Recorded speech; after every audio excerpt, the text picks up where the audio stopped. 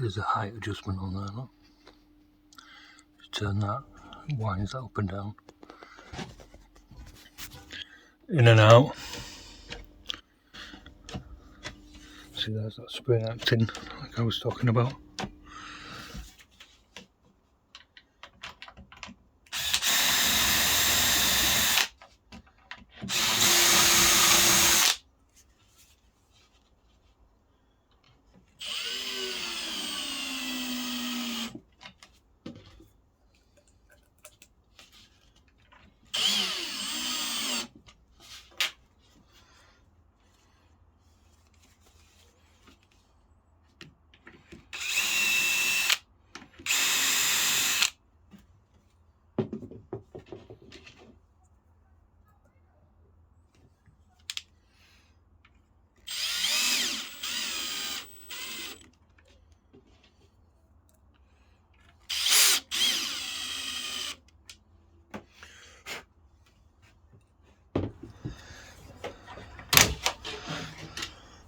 Right, so I've just stood it up, just so I can see, and if that'll be fully in, so I set my little square to that.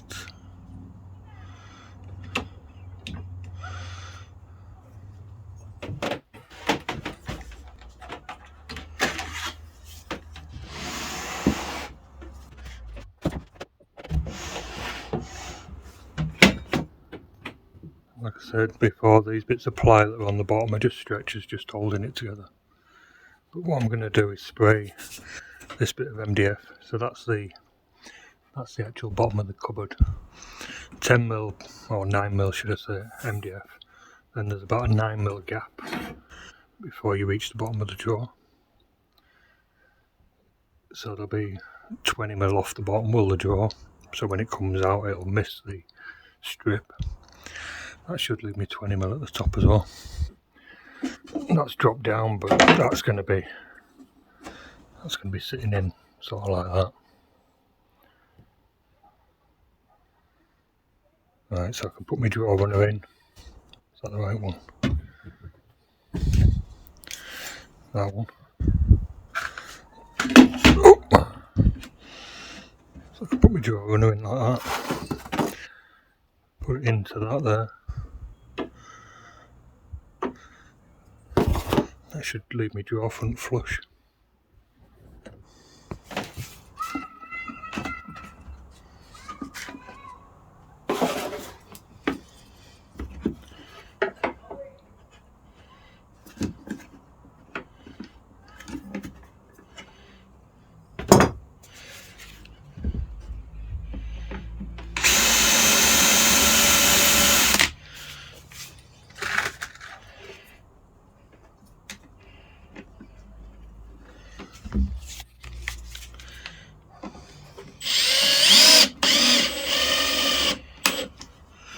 I'm going to put one in for now. Do the other side. You're in the way. I don't know where to put you.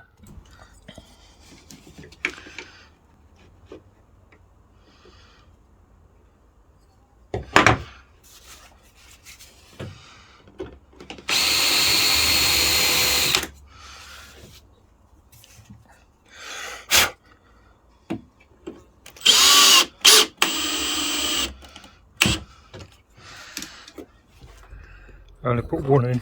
There's plenty of screw holes. You can see the amount of options that you've got for screw holes. but one's just enough for the moment. Cast on.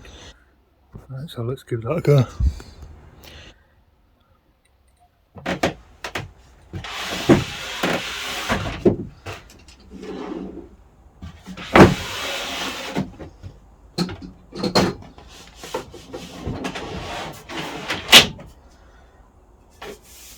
Excellent.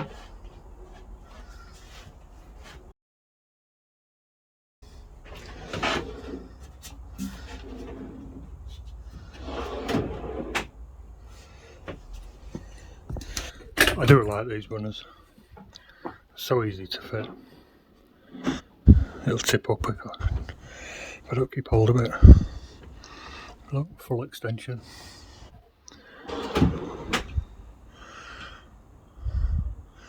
So easy to fit. It's a little bit out of square. These are the holes that I need to fill. Right, I've got that one to work out. Right, so these ones got done.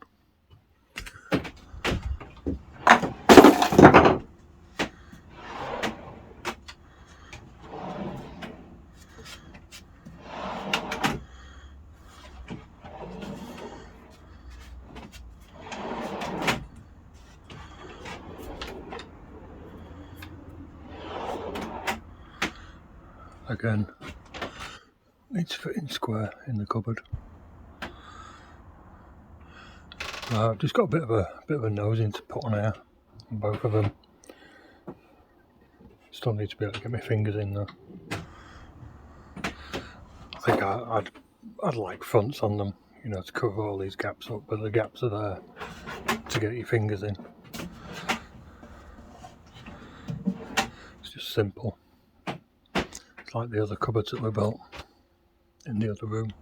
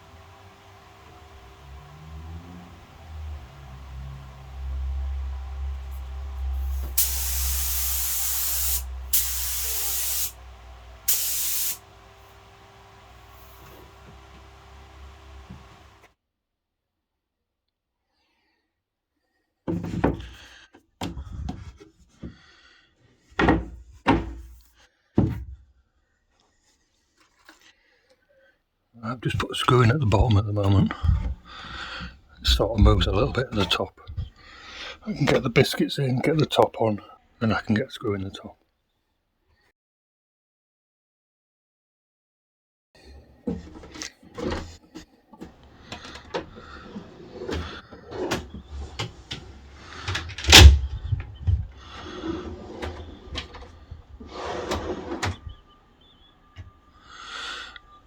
Excellent. Slightly back. Sort of like that, like that.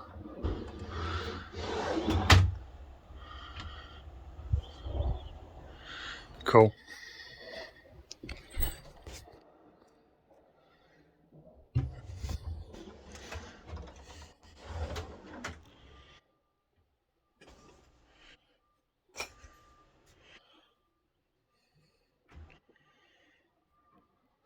Right, I'll do this one.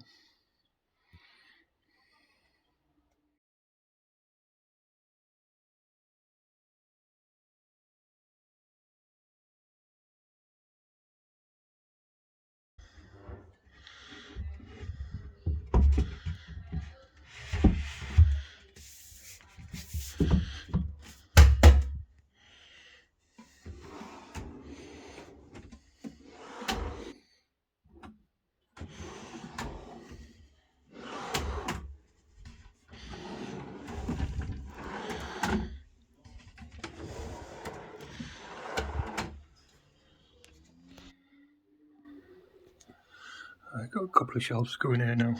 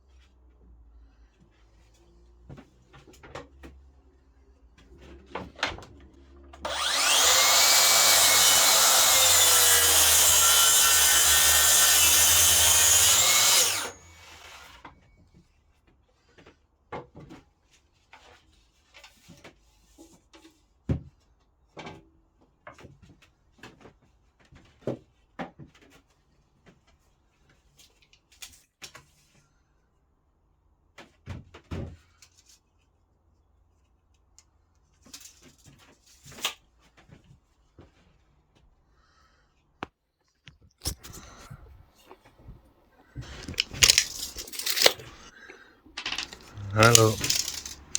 Square corner, so I ripped that edge just to clean it up. Then I cut that square, put a square mark on it, just so that I know. And then that is 5'4", just over 5'4".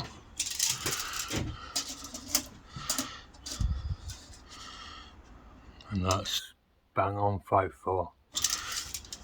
So that square thing, it's only 0.5 millimetre, you know, over that full distance, which is pretty fucking good, that. Anyway, I need to cut it that way now, so really, if you've done that square and then you've cut that, you don't really want to put the square on there and go that way, because every little bit that's out of square gets exemplified. Is that a word? Gets increased, whatever the right word is. So really you should come off square off there. It's a very good square, but like I say, as you work your way around, any little bit You know, so that's out, then that's out, then that's out. So then they come back here. Fuck that.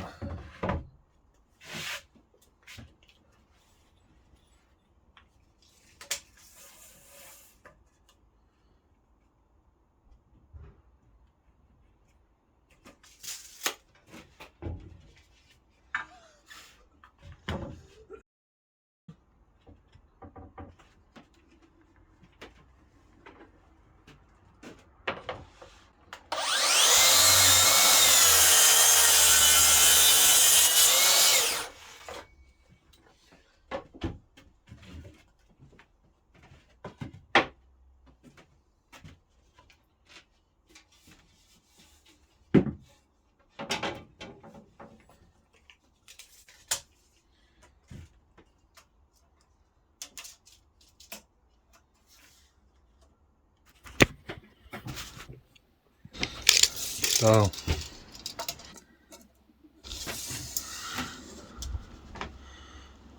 764. You can see that.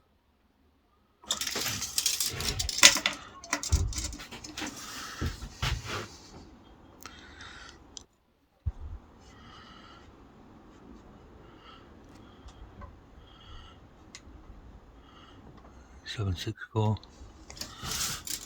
Too short.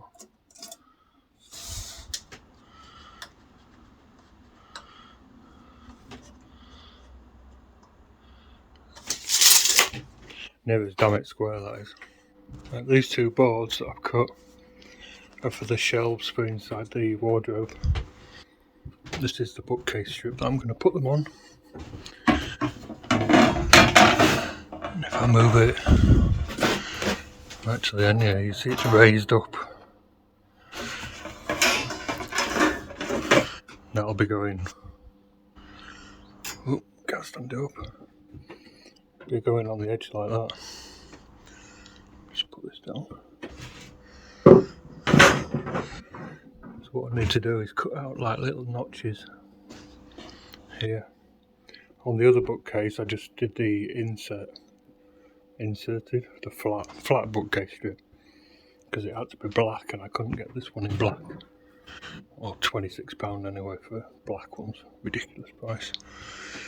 But I do prefer this one actually, because you'll see, but these little notches that I have to make stop the shelf being pulled out. You know, you pull something off the shelf don't come with it. So I do sort of like those. I prefer them anyway. So I need to make myself a little jig. I thought I had one. Got me router. It's a bearing cutter, but for the moment I'm not going to be using the bearing. Push that down. Just have to put my phone down. So I'll just push that down. And I've got my fence set. 5, 6, maybe 7mm.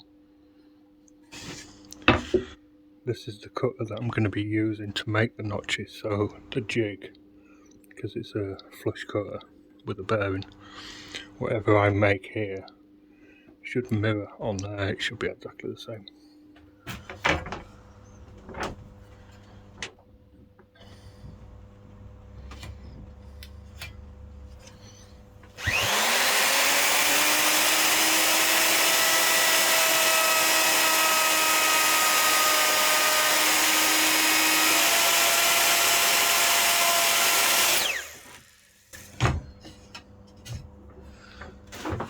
That'll do. I just touched it, I went over a little bit. I prefer to have too much.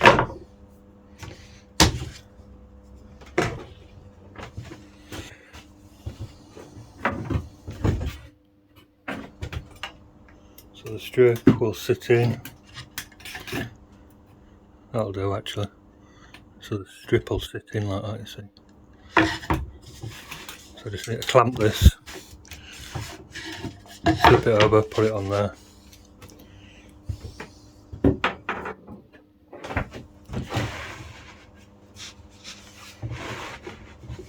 Position my piece so I can clamp it to the table as well. put my bearing down.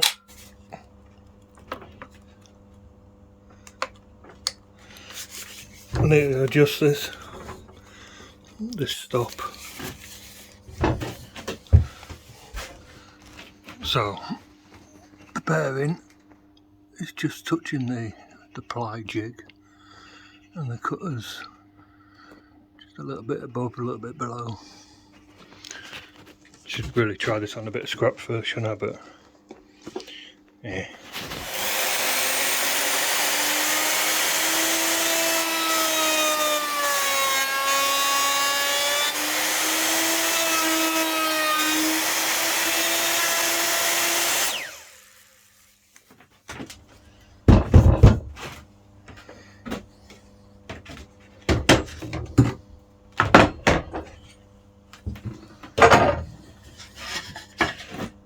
So I'll flip this over, do this other end.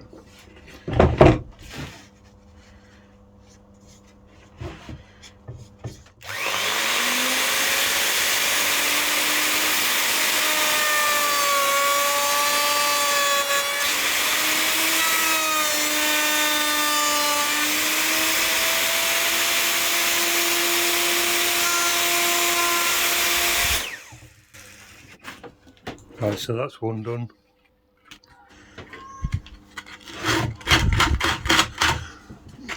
I need to glue a lip on the front, about 25-30mm. Give it a good sand, get it sprayed. And that one, of course. I've cut a couple of pieces of ash. I couldn't find any beech, but they're just going to go on there like that. So, biscuit there, one in the middle, and one about there. That's for the other shelf. You see, even though the Makita one, you know, you got this fence on it, but even though I put this away and I've been using it for plunging, it's still set centre.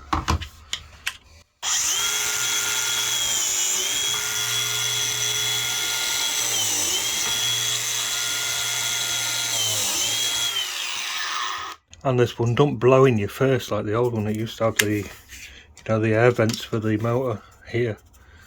Stupid.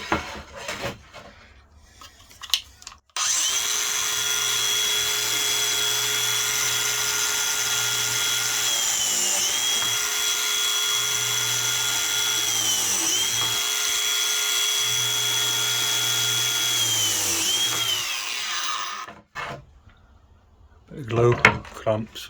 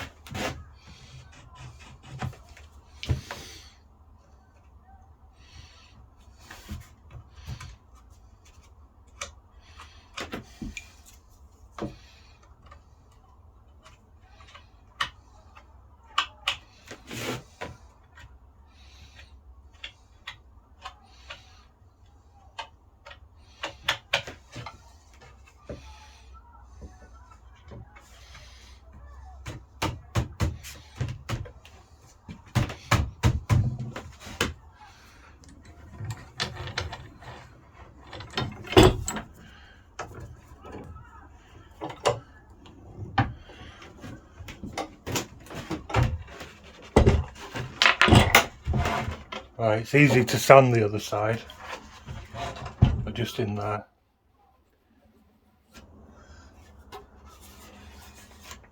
Let's get rid of the excess.